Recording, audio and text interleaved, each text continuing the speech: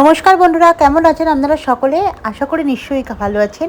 আমি পিয়ালি স্পেশাল চ্যানেলে আপনাদের সকলকে স্বাগত জানিয়ে আবার রবিবারের সকাল থেকে ব্লগ করতে শুরু করে দিলাম। রবিবার মানে বাঙালি ঘরেতে নয় মাটন, নয় চিকেন, নয় ভালো কিছু মাছ আসবেই। রবিবার মানে একটা অন্যরকম ফিল হয়, বাড়ির সকলের ছুটি থাকবে, বাড়িতে মজা করে খাওয়া দাওয়া আনন্দ কত কিছু হয়ে থাকে না?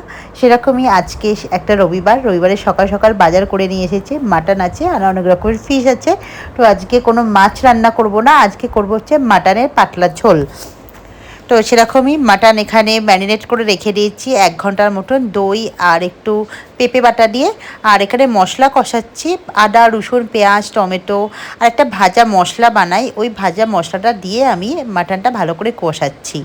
আর এই কষাতে মনে পড়ে গেল যে আমার রবিবার মানে আমার বাপের বাড়িতে আমার বাবা বাজার করতেন। তো বাবা বাজার করে নিয়ে এসে, রবিবার মানে মায়ের ছুটি, মা কাকিমা সকলের ছুটি, রবিবার মানে বাবা রান্না করবে। আমাদের জয়েন্ট ফ্যামিলি যেহেতু, আমাদের একটা বাড়ির মধ্যে উঠান ছিল, আর উঠানের মধ্যে একটা উনুন ছিল। সেই উনুনের মধ্যে বাবা শুক্তো, তারপর একটা দই দিয়ে পোস্ত বাটা দিয়ে একটা কাতলা মাছের ঝাল করতো, তার তো অসাধারণ টেস্ট। আর তার সাথে মাটনের এই লাল লাল ঝোল। আর তখনকার দিনের মাটন রান্না হলে, এই বাড়িতে রান্না হলে মনে হয় পরের বাড়িতে গন্ধ পাওয়া যায় যে ওই বাড়িতে কিছু একটা রান্না হচ্ছে। এখনকার মাটনের তো সেসব গন্ধই নেই, আর সেসব মানে অতীত হয়ে গেছে। সেসব বাবার হাতে মাটন খাওয়া মানে ওরকম একটা জয়েন্ট ফ্যামিলিতে মজা সেসব আর নেই। এখন ওই সকলে একটা ছোট ফ্যামিলি হয়ে গেছে, ছোট ফ্যামিলির মধ্যেই সবাই থাকা, এইসবই চলে। আর সেই সব অতীত হয়ে গেছে। আর আজকে আমার বাড়িতে দুপুরে মাটন করেছি, এখানে মাটন রেডি, আর আলু ভাজা হয়েছে, তার সাথে চাটনি হয়েছে, পটল আলুর তরকারি, আর কালকের একটু ঢোকার ডালনা আর পরোটা হয়েছে আজকে। দারুণ খেলাম মাংস দিয়ে পরোটা। তো বিকালবেলা এখন রেডি হয়ে বেরোলাম, তাই ভাবলাম আমরা একটু ঘুরে আসি। তো এখন বেরিয়েছি, তো কোথাও যাই ঘুরে আসি। আর এখন চা খাবো বলে দাঁড়িয়েছি বিকালবেলা।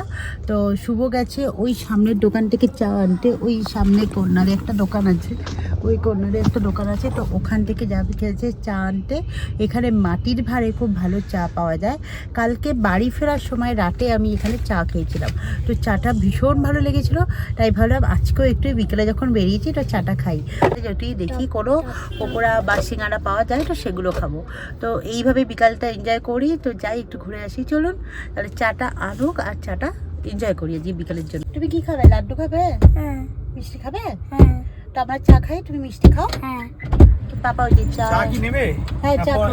আসার সময় খাবো। না চাটা নিয়ে আসি, চাটা খেয়ে যাই। আর তুমি আজকে ফুটবল ক্লাসে গেলে না কেন? ইচ্ছা করছিল না?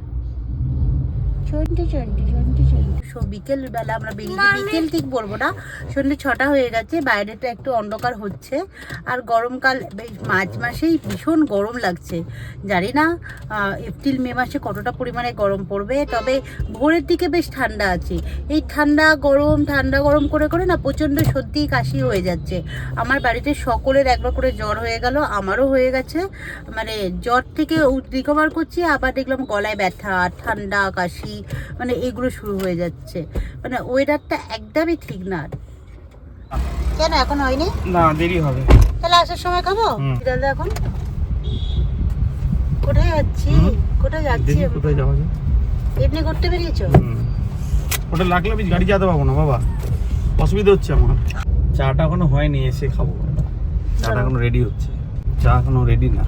দোকানের চাটা কিন্তু ভীষণ ভালো। হ্যাঁ, ওই জন্যই এখন টাইম লাগবে। লাড্ডুগুলো খুব ভালো করে। হ্যাঁ, মিষ্টিগুলো খুব ভালো এই দোকানের, তাই না? হ্যাঁ। মিষ্টি, সিঙ্গাড়া, কচুরি। হ্যাঁ। চলুন তাহলে আমরা একটু ঘুরে আসি। তুমি একদিন ওই হচ্ছে দূরে হচ্ছে চায়ের দোকান, চলো গিয়ে চা নিয়ে আসবে। আর রাতে ইডলি আর দই বড়া অর্ডার দেওয়া আছে, ওই ইডলি দই বড়া বাড়িতে নিয়ে যাব, ওটা রাতে ডিনার করব।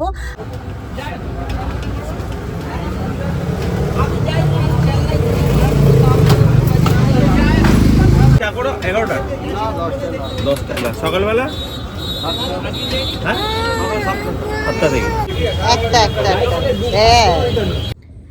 এখানে একটা মেলা হচ্ছে, যে মেলার লাইট, আর ওই সামনে দূরে মেলা হচ্ছে, ওইখান থেকে মেলার লাইটটা আসছে।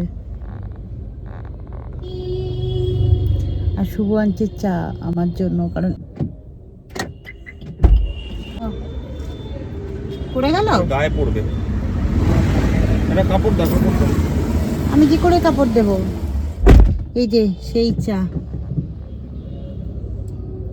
কাল খেয়েছিলাম, এই চাটা অসম্ভব টেস্টি। এই চাটা নিচে রাখছি। তুমি খেলে না চা? না আমি খাবো না, বলেই তো দিলাম।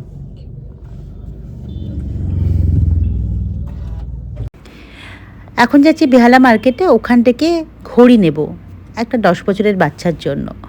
ভাবলাম কি গিফট দিই, তো আমার মাথার মধ্যে আসলো ঘড়ি আর তার সঙ্গে কিছুটা বুকস, পেন, খাতা, এগুলো বেশ ভালো লাগে বাচ্চাকে দিলে।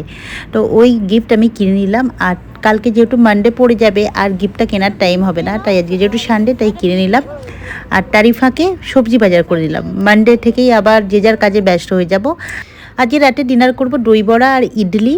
দই বড়াটা সুন্দর করে ওরা চারটা দিয়ে দেয় প্যাকেটে মোড়ে, আর আমরা সেটা এসে বাড়িতে সুন্দর করে সাজিয়ে নিয়েছি।